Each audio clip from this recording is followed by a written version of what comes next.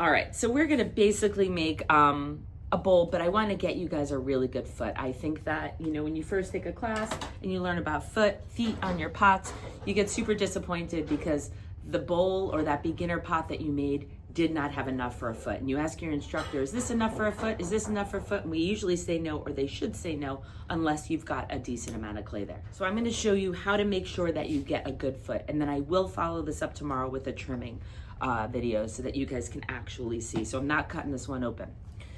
So we're gonna start with our wheel going relatively fast. Again, 75 miles an hour. Now this is only 1.25 pounds, so I don't really need to cone up, but if you do feel like coning up because you feel there's an air bubble or something, you're gonna go ahead and squeeze, and you're gonna go ahead and go straight down. Again, you might have heard my video about our problem with the fact that we can't get our masonite bats, so our bats are starting to sort of wear out a little bit. So you've got that ticking. And then all I'm gonna do is once I'm close to centered, I'm gonna pull my left hand back a little. And then I'm no longer using the bat to help me center. I've created my own center up on the top. Now the difference between a bowl and a cylinder is we wanna make our mounds of clay a little bit wider than we do for a cylinder because we want it to be a little supported depending on how wide we want that bowl to go. On my Instagram, I have a few videos from Mud Clay Studio where I kind of explain what I feel are the 3 different types of bowls. Basically today though, we're gonna aim for sort of what I call the ice cream fruit bowl, where it sort of looks like a cylinder, but then it goes up. But go ahead and take a look at Mud Clay Studio NJ on Instagram and scroll down to a bunch of reels, or you can go most viewed because people tend to like them, and you're gonna see the 3 different types of bowls that I think exist in the world, you know, pottery by Mel. So what I'm gonna do is I'm gonna draw a circle. I'm gonna show you how wide I think that this bowl is gonna get. I'm gonna pick it up. You'll see my little dark line there. So you can see I gave myself enough to support my walls, but that's the aim for how wide I'm going. Now with the cylinder, when I open up, I cylinder and I scoop and I come out. So when I say scoop, I mean I'm actually dragging my fingers down across the floor and then coming out the way I went in. With the bowl, I still want to drag to go, you know, 1 cherry, 2 cherry, 3 cherries, and then I'm gonna scoop a little bit so that the inside floor to wall doesn't look like this, but looks like this. This is gonna tell the clay that, hey, you're gonna travel out here. Again, this is the foundation of your pot. Wheel going fast, don't drag down here. We don't wanna burn, but we wanna keep those elbows down. 1.25 pounds, I'm gonna go ahead with 1 thumb. I push down just a little bit, get myself that little starting groove, and then I'm gonna go down. Now, this is the important part. So right now, I'm gonna use a ruler to kind of give you an idea of what we're doing here. This mound is 1.5 inches high. How far do you go down? I'm gonna go down here, and I'm gonna show you how much I have left. So you can see that what I've left down on the bottom there is 3/4 of an inch. I am a huge fan of 3/4 of an inch. People always don't leave enough clay. So you wanna account for that little bit of clay that comes off with the wire tool, right? We use our wire tool, we always peel that little bit off while we're talking. We go, oh, we forgot that was part of our pot. And then we wanna account for the foot, which should be about 1/4 of an inch. And then we always forget about the floor of our bowl. That wall of your bowl that happens to live inside that foot ring. When we trim our pot, we want the edge of our foot on the outside to line up with the inside of our foot. So if we were to lift that foot up, it should be continuous. So we always end up with S-cracks or stress fractures right in that space between in the middle of the foot ring because it's always too thin. So again, I'm gonna go back, I'm gonna show you what I got. I got 3/4 of an inch. I even used a ruler because we all know I'm bad at size and distance. So now I'm gonna go ahead and open up. Remember, we want this to be telling it where to go and this telling it where not to go. 2 fingers inside, 1 cherry, 2 cherry, or 1 scoop of ice cream, and then I'm gonna scoop up. I'm gonna compress that lip a little bit.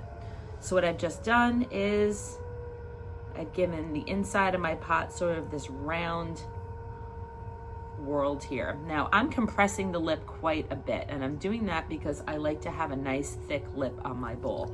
A lot of people may have seen my videos before, and I always talk about this thick plastic that's on the top of your bucket. When you pick up your bucket, it becomes an oval. When you put it back down, it goes back to a circle. And that's all because of this piece of plastic right here. If there's a crack in here, you know that that bowl stays oval for life. So that's the same thing with your bowl. You want to maintain a thick lip no matter what you're doing. So I'm going to show you guys something, and you're going to see that I too have air bubbles. So I've got an air bubble right in somewhere. I know I felt it as I was going. I have an air bubble in there somewhere. I'm gonna leave that air bubble. When you pop an air bubble, you end up with a really thin spot in your pot. So I go ahead and I'm gonna try and fight through it, because that air is gonna support the wall. And if you pop that, you're gonna have a thin spot. You can pop that later when it's leather hard. It's not gonna make your pot explode. It's just gonna be a bit of a pain in the ass for a little while, but we're gonna ignore it. But what you might have noticed also was that my inside, let me show you, my inside is round in here. Oh, there's my air bubble right here. And that round inside is telling the clay that eventually it's gonna be out here, but we're gonna wait to make it go out there until we get the walls. So we don't wanna leave all this clay down in here, so our wheel was going fast, and now we're gonna slow it down a little bit. Now all that playing around made my clay a little wonky. So I'm gonna start down on the bottom, my wheel's going a little slower, and I'm gonna start to squeeze. And if that air bubble pops, it's not the end of the world. I'm gonna start to go up, up, up, and here I'm gonna loosen up. I don't wanna deal with the lip yet until I get to the top, and I'm gonna compress. So as you can notice, it still does not necessarily look like a bowl, but it doesn't look like a cylinder, but the inside says round. So now I'm gonna go ahead, squish those clay grains underneath there. I'm gonna start to go up a little bit, and now I'm telling the clay a little bit more that it's gonna be a bowl until I get to the top. Now at this point, you're going, wow, that's a lot bigger than that very first cylinder I made in my very first bowl that I made in my first class. So again, we're getting better at pulling the walls. We're learning to use all the clay. We're hanging out at the bottom just a little bit longer so that we can really get that clay in there. I'm gonna get one more pull to thin out sort of this bottom part down here that I left a little thicker, basically because of that air bubble. So I'm not saying that the air bubble is gonna be something you can easily ignore. It is something you're gonna always have to remember it's there. It's kind of like, you know, when you have a pinched nerve in your back and you're constantly going, ooh, don't do that because the pinched nerve. Same thing, you just wanna compensate for that air bubble. So now after 3 pulls, I've kind of insinuated bowl. So I've gone up, then I've gone up, and then I've gone up. And now, as you might have heard me saying that before, now I want to yell bowl. Now I want to shape it into the round shape, because we couldn't thin out the walls with the walls coming out here. It's very hard to stack little clay grains on top of each other when they're horizontal and laying down. So we didn't want to pull that out to a bowl yet. So with a tiny piece of clay, I'm not going to use a rib, I'm just going to use my fingers. And what I do is my outside hand sort of draws the bowl, gives it the outline, and my inside hand pushes the wall that's already been built and pushes it up against there. So let's go. Start under here, sponge is a little bit away from the wall. I start to push that wall up against that sponge, and I make her round like that. And again, I always leave a slightly thicker lip. But notice that I didn't push straight out. If I push straight out and this starts to come out here, it's gonna start to flop. And the main part about a bowl is that it looks like it's lifting off of the table.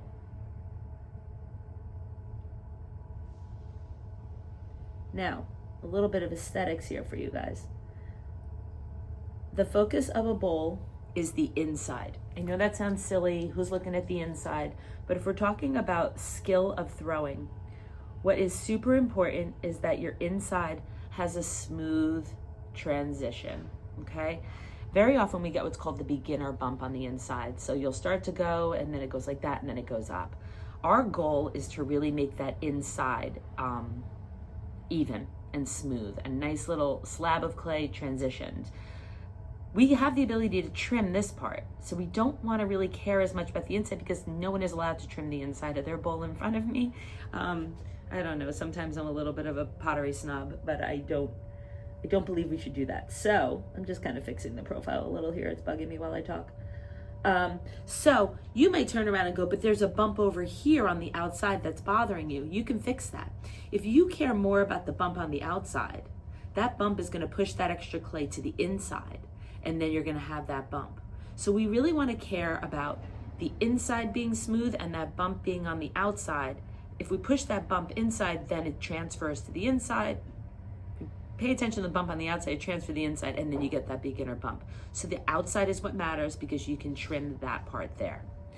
So then once we go ahead, you'll notice, well, you don't notice because you don't see my work, but a lot of my bowls here, we call it the Melanie bowl, always has a little bit of a thicker lip on the top. I believe that that is what keeps my bowls round. That little bit of extra clay. I also think aesthetically, it kind of gives me a frame from the foot and the lip. So now I'm going to go ahead and use my wood tool to get off the excess. Now, you can't go this way because there's a bowl in the way. So I'm going to aim it towards me. So the blade is coming towards me, and I want to go in as much as I can because I don't want to be tricked into thinking that the foot is going to be all the way outside where I left that clay. I'm going to slide that under there. Come on out. Stop my wheel, make this go away, and clean that up a little bit.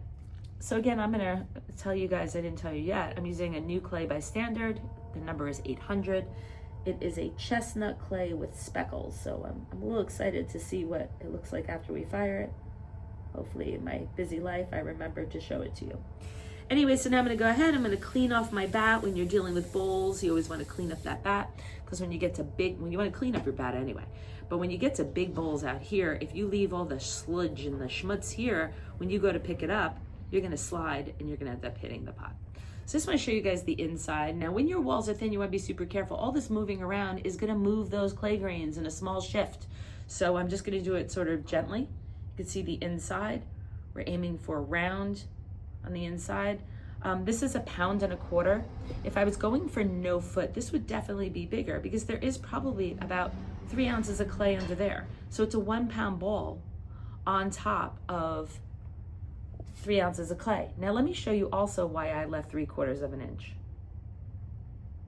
What you're gonna notice now is that I have less. I have about a little over 3/4 of an inch.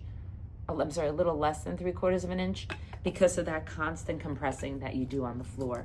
Now with a bowl, a lot of you guys may notice, oh, the bottom of my bowl is so groggy. It's from constant compressing. So you get rid of the clay, but you're leaving the grog. So I really just compress near the end. And that's when you're gonna go ahead and use those fancy sponges that you have, the ones with the really small pores. That's gonna grab a little less of the clay and do a little bit more smoothing. So hang out. Give me tomorrow and I will trim this bowl if it doesn't rain. It's been really cold here in New Jersey.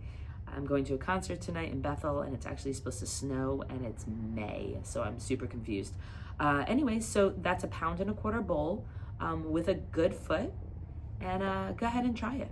Good luck. Have a good Memorial Day weekend.